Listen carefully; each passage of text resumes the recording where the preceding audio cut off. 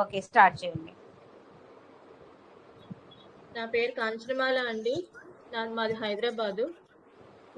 నేను శిరీషాబాదం మేడం దగ్గర సౌందర్యలహరి 10 లో జాయిన్ అయ్యాను. శ్లోకాలు నేర్చుకుంటున్నాను. అందులో కొన్ని శ్లోకాలు ఈరోజు చెప్తున్నాను క్లాస్లో. శ్రీమాత్రే నమః అండి, చెప్పండి. శ్రీమాత్రే నమః. 1వ శ్లోకం.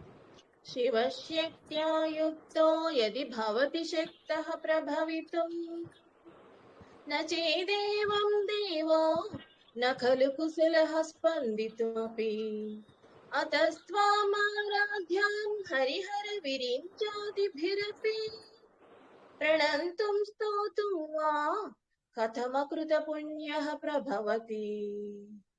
2వ శ్లోకం. తనీయాం సంవాంసుం తవ చరణ పంకేరుహ భవం విరించి సంచిన్వన్ విరచయతి లోకాన వికలం వహత్యేనం శౌరిః కథమపి సహస్రేణ శిరసా హరః సంక్షుద్యైనం భజతి బసితోద్ధూళన విధిం. 3వ శ్లోకం. అవిద్యానాం అంతస్తిమిరమిహిర ద్వీపనగరీ జడానాం చైతన్యా స్తబకమకరంద శృతిఝరీ దరిద్రాణాం చింతామణి గుణనికా జన్మ జలధౌ నిమగ్నానాం దంష్ట్రా మురరిపువరాహస్య భవతి. 4వ శ్లోకం.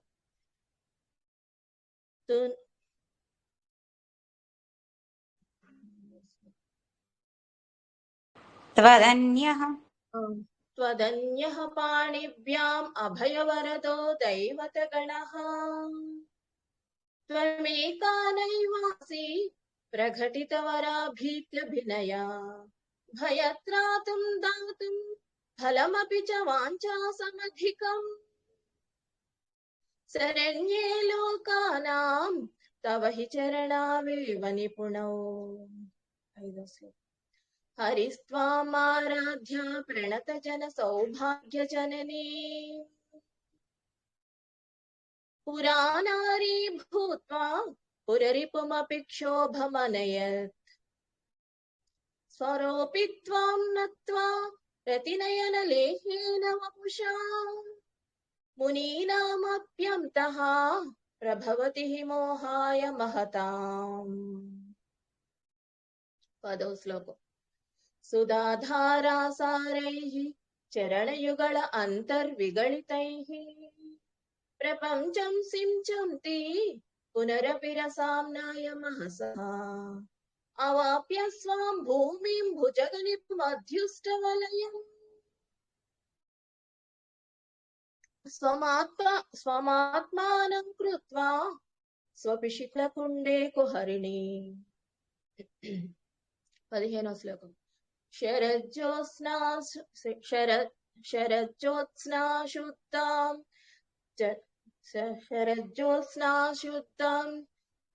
శశియుత జటాజూటమకుటాం పరత్రాసత్రాణా స్ఫటిక ఘటికా పుస్తకకరాం సకృన్నత్వా కథమివ సతాం సన్నిధతతే మధుక్షీర ద్రాక్షా మధురీనాః ఫలితయః. నెక్స్ట్ నెంబర్ మర్చిపోయిన శ్లోక నెంబరు 28వ శ్లోకం మేడం. చెప్పండి. సుధామపి కదా? అవునండి. సుధామపి ఆస్వాద్య ప్రతిభయ జరా మృత్యుహరిణిం విపద్యంతే విశ్వే విధిశతమఖాత్య దివిషదః కరాళం యచ్వేళం కబళితవతః కాలకలనం న శంభోస్తన్మూలం తవ జనని తాటంక మహిమా. 41వ శ్లోకం. తవాధారే మూలే సహసమేయా లాస్య పరయా నవాత్మానం మన్యే నవరస మహాతాండవ నటం ఉభాభ్యామేతాభ్యాం ఉదయ విధి ముద్దిశ్య దయయా సనాతాభ్యాం జజ్ఞే జగత్ జనక జననీ మజ్జగదిదం. 42వ శ్లోకం. గతైర్మాణిక్యత్వం గగనమణిభిః సాంద్రఘటితం కిరీటం తే హైమం హిమగిరిసుతే కీర్తయతి యః సనీడే యచ్ఛాయా చురణశబలం చంద్రశకలం ధనుషోనాశీరం కిమితి న నిబధ్నాతి ధిషిణాం. 43వ శ్లోకం. ధునోతు ధ్వాంతం నస్తులిత దళితేందీవరవనం ఘన స్నిగ్ధశ్లక్ష్ణం చికురనికురుంబుం తవ శివే యదీయం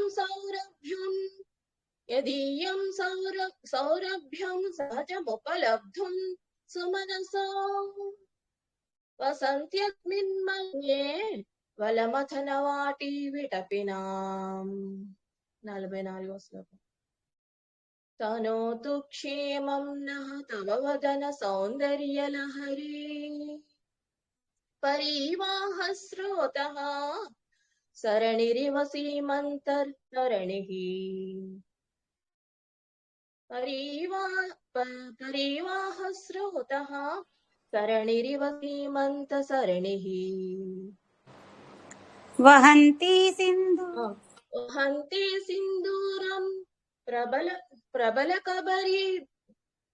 ప్రబల కబరి భారతిమిరా ద్విషాం బృందైః బందీకృతమివ నవీనార్క కిరణం. 60వ శ్లోకం. సరస్వత్యా సూక్తీః అమృతలహరీ కౌశలహరీః పిబంత్యాశ్చర్వాణి శ్రవణచుళకాభ్యామ విరళం.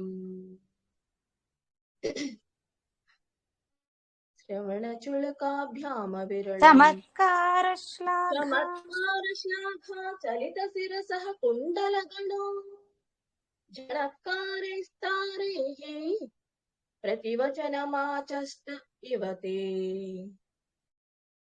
శ్రీమాత్రే నమః. శ్రీమాత్రే నమః అండి. వావ్, సూపర్ అండి. అసలు నిజంగా చాలా బాగా చెప్పారండి. అమ్మవారి కృపాకటాక్షాలు ఎప్పుడు కూడా ఉండాలి. అమ్మ దయ ఉంటే అన్ని ఉన్నట్లే. చాలా బాగా చెప్పారు. ఆరోగ్యమస్తు, సుఖినో భవంతు అండి.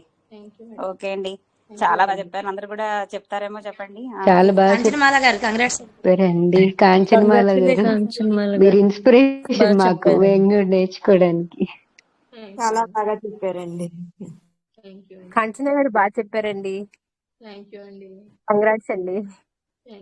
కాంచనమాల గారు బాగా చెప్పారండి. థ్యాంక్ యూ అండి.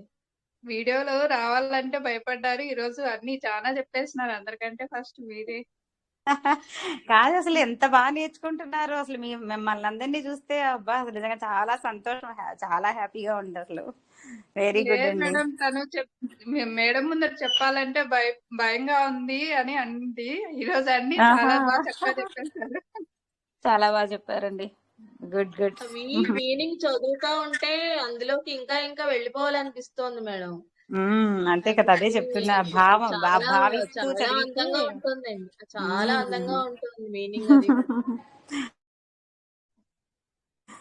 అది ఆ భావనే కావాలండి. నేర్పిస్తున్నందుకు మీకు చాలా థ్యాంక్స్ మేడం. ఏమి లేదండి, అంతా అమ్మదయ్య అంతే.